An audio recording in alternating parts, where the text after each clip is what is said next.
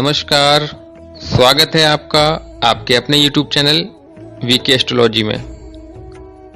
आज हम बात करेंगे आप अपनी जन्म पत्रिका को, आप अपनी कुंडली को देखकर कैसे पता कर सकते हैं कि आप कब बीमार होंगे या आपके बीमार होने का समय क्या है। बहुत ही इम्पोर्टेंट टॉपिक है।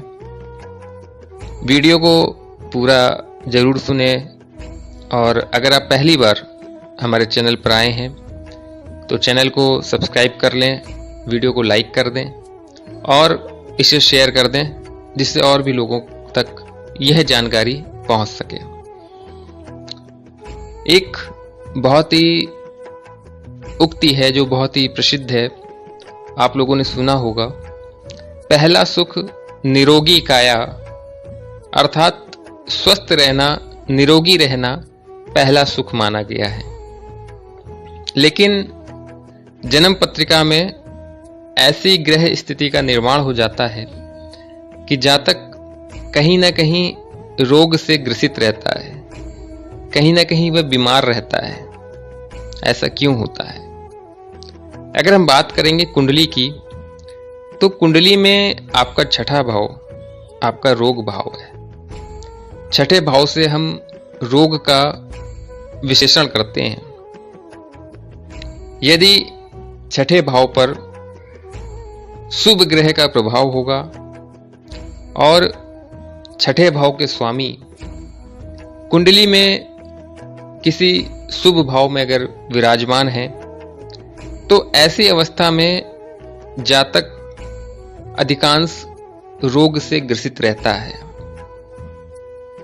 और उसे रोग जो होते हैं वो जल्दी प्रभावित करते हैं। लेकिन ठीक इसके विपरीत अगर बात करें तो यदि छठे भाव पर अशुभ ग्रहों का प्रभाव हो, षष्ठेश अशुभ भाव में विराजमान हो, तो ऐसा व्यक्ति निरोगी रहता है।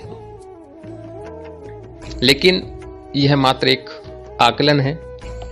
इसके साथ में दशाएं भी कार्य करती हैं, योगिनी दशा, आपकी विश्वोत्तरी दशा।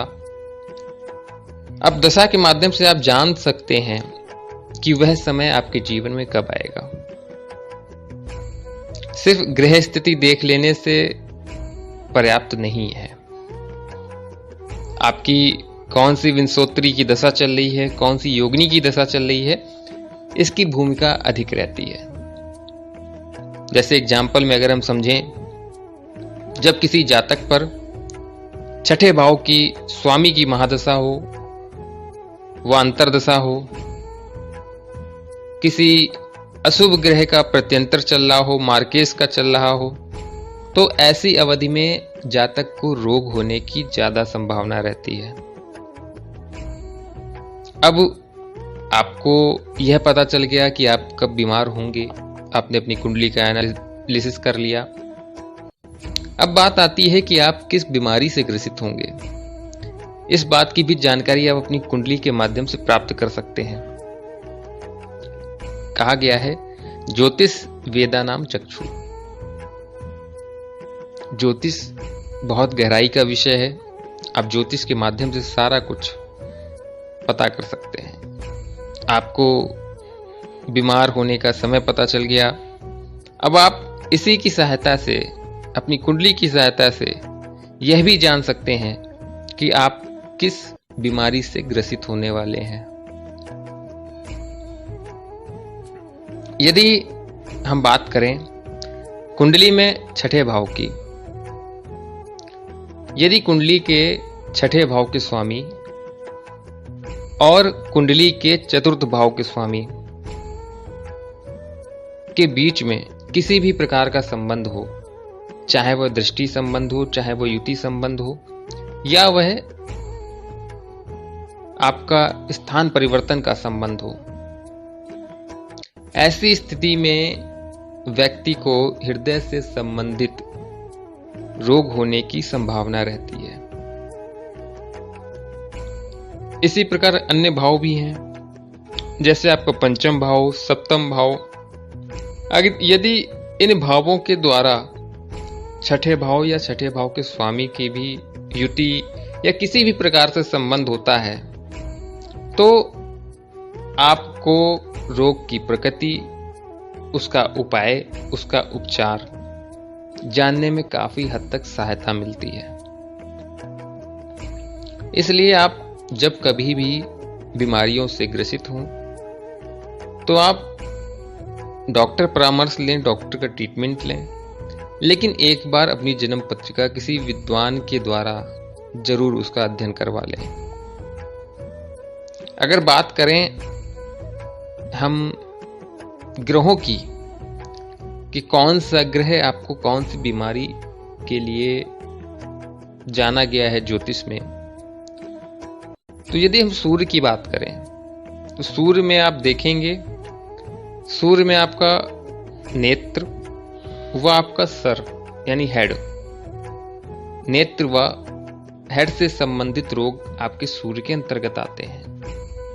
यदि बात करें चंद्रमा की तो चंद्रमा में 2.25 दिन एक राशि पे विराजमान रहते हैं, तो यह है आपके सर्दी जुकाम की समस्या, आपको फेफड़ों से संबंधित समस्याएं इत्यादि आपको दे सकते हैं।